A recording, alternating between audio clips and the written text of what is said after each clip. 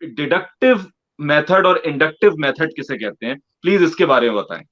اچھا ٹھیک ہے. تو پہلی بات ہے کہ انڈکٹیو ایک پروبیبلسٹک ٹائپ آف آرگیومنٹ یا ریزننگ ہوتی ہے, ٹھیک ہے, پروبیبلسٹک.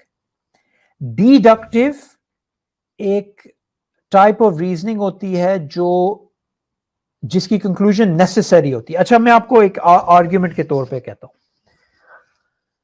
تو میں آپ کو ابھی ایک انڈکٹیو آرگیومنٹ دیتا ہوں. پچھلے سال میں کراچی کافی گیا تھا, تو آپ مجھے پتا ہے کہ آپ کراچی سے ہیں, تو عظیم الرحمان عثمانی از اے کراچیائٹ, ٹھیک ہے. یہ فرسٹ پریمس ہو گیا. سیکنڈ پریمس, کراچیائٹس لو اسپائسی فش, ٹھیک ہے. اور میں جب ادھر تھا پچھلے سال پاکستان میں ریگولرلی میں ڈی ایچ اے 7 میں, ہاں, ایک بہت زبردست فش جگہ تھی. میں وہاں پہ ہر دفعہ میں ادھر جاتا تھا, میں ادھر جا کے کھاتا ہوتا تھا, بہت زبردست.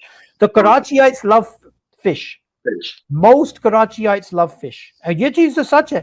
ہو سکتا ہے کراچی میں کوئی لوگ ہوں جو کراچیائٹس اوبویسلی ہیں مگر وہ فش سے الرجک ہیں, انہیں فش سے نفرت ہے, کوئی لوگ ہو سکتے ہیں, مگر most Karachiites like spicy fish.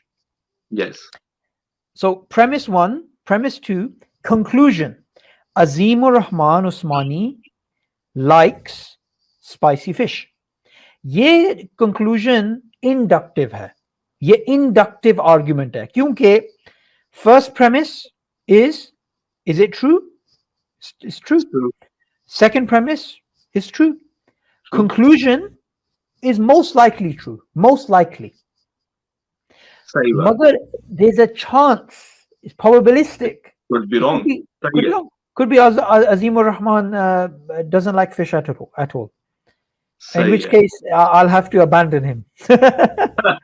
اچھا یہ یعنی انڈکٹیو میتھڈ جو ہم سائنس میں اپلائی کرتے ہیں اس کے تحت آپ یہ کرتے ہیں کہ آپ پہلے ایک فیکٹ اسٹیٹ کرتے ہیں, پھر دوسرا ایک فیکٹ اسٹیٹ کرتے ہیں, اور ان دو کی بیسس کے اوپر, ان کی بنیاد پر آپ ایک تیسرا ریزلٹ پروڈیوس کرتے ہیں. لیکن وہ ریزلٹ جو ہے وہ امکانی ہے, یعنی اس کو یقینی نہیں کہہ سکتے آپ, لیکن اس کے اندر ایک امکان ہے, ایک قوی امکان ہے کہ وہ صحیح ہوگا.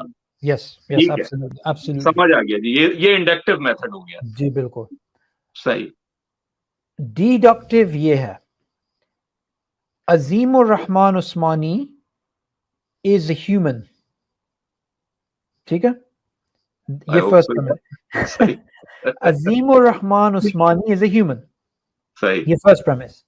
Second premise, Azim ur-Rahman no first premise, Azim Rahman Usmani is a human. Second premise, humans are made of cells.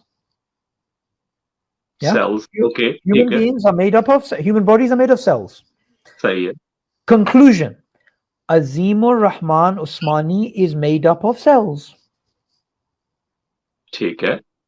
First premise, Azim Rahman Usmani is a human. صحیح.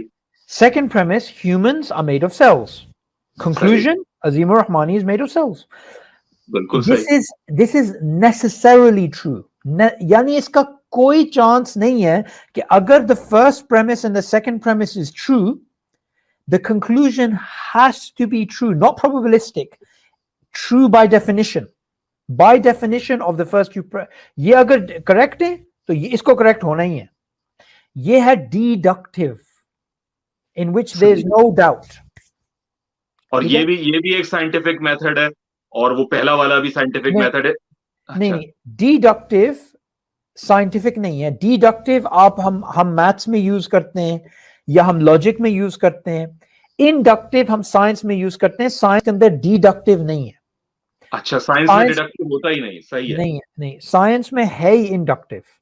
اچھا, یہ بہت بہت اچھی اپرچونٹی ہے کہ ہم بات کرتے ہیں فلسفی آف سائنس کے اندر. ہمیں یہ بات سمجھ آتی ہے کہ انڈکشن ایک یوزفل میتھڈ ہے. انڈکشن کیا ہے؟ کہ اگر میں ایک سائنس دان ہوں اور میں نے 1000 ریبٹس دیکھیں اور میں نے دیکھا کہ وہ سفید ہیں، پھر میں کہتا ہوں کہ سارے ریبٹ سفید ہیں، یعنی میں نے 1000 دیکھیں یا کروڑ دیکھیں یا جتنے بھی دیکھیں، میں اس نمبر سے، اس لمیٹڈ نمبر سے، جتنے وہ کروڑ بھی ہوں لمیٹڈ نمبر ہے، اس سے میں یونیورسل سٹیٹمنٹ بناتا ہوں سارے خرگوش وائٹ ہے، وائٹ ہے، ٹھیک ہے، سفید ہے، ٹھیک ہے، اور اس کو کہتے ہیں انڈکٹیو. مگر ہو سکتا ہے مجھے ایک براؤن یا بلیک خرگوش نظر آئے، تو اس کو کہتے ہیں پرابلم آف انڈکشن.